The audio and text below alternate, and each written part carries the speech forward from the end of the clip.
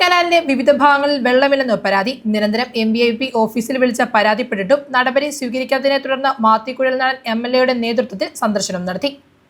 MVIP കനാലിന്റെ വിവിധ ഭാഗങ്ങളിൽ വെള്ളം എത്തുന്നില്ലെന്ന പരാതിയെ തുടർന്ന് MLAയുടെ നേതൃത്വത്തിൽ സന്ദർശനം നടത്തി. ഏനനല്ലൂർ ഭാഗം വരെയാണ് വെള്ളം എത്തുന്നുള്ളൂ എന്നും അവിടെ നിന്ന് ആവോലി, ആനിക്കാട്, രണ്ടാർക്കര പ്രദേശങ്ങളിലേക്ക് വെള്ളം എത്തുന്നില്ലെന്ന പരാതിയിലാണ് സന്ദർശനം നടത്തിയത്.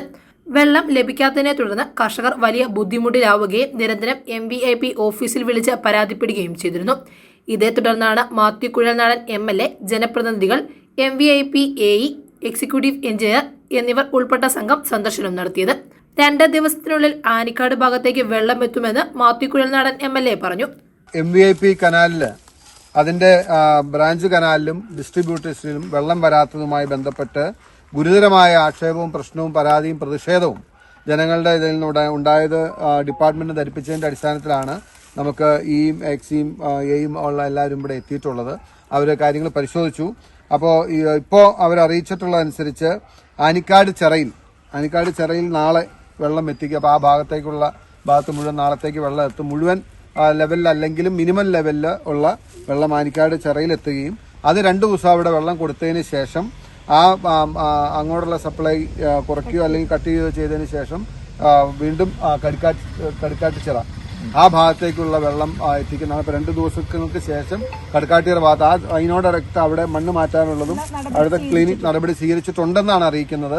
നിലവിൽ അവിടെ കനാൽ ക്ലീനിങ് നടക്കുന്നു എന്ന് അവർ അറിയിച്ചിട്ടുണ്ട്. ഇന്ന് തന്നെ അത് പരിശോധിക്കുന്നതാണ്. പരിശോധിച്ച് അപ്പോൾ അവിടെ ക്ലീനിങ് നടത്തുന്ന മുറയ്ക്ക് 2 ദിവസങ്ങൾക്ക് ശേഷം കടുക്കാച്ചിറ ഭാഗത്തും വെള്ളം എത്തിക്കാൻ കഴിയും. പിന്നെ അവസാനം വരുന്നത് രണ്ടാർ ഭാഗത്താണ്.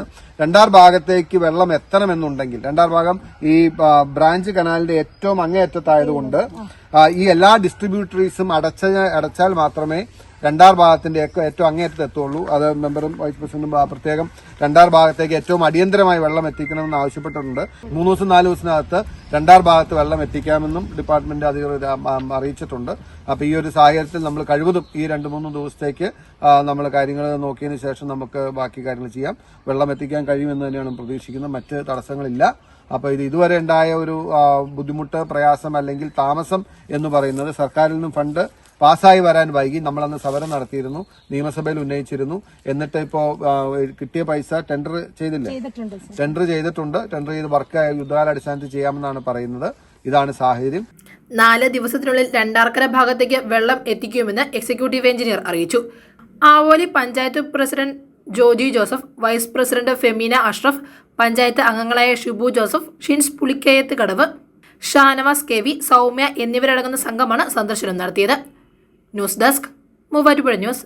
കഴിഞ്ഞ 34 വർഷങ്ങളായി മൂവാറ്റുപുഴ കച്ചേരിത്താഴത്ത് പ്രവർത്തിക്കുന്ന തോട്ടത്തിൽ ഫാഷൻ ജുവല്ലറി ഇപ്പോൾ ലൈറ്റ് വെയ്റ്റ് സ്വർണ്ണാഭരണങ്ങളുടെ മഹനീയ ശേഖരവുമായി ഈ ക്രിസ്തുമസിന് നിങ്ങളെ വരവേൽക്കുന്നു.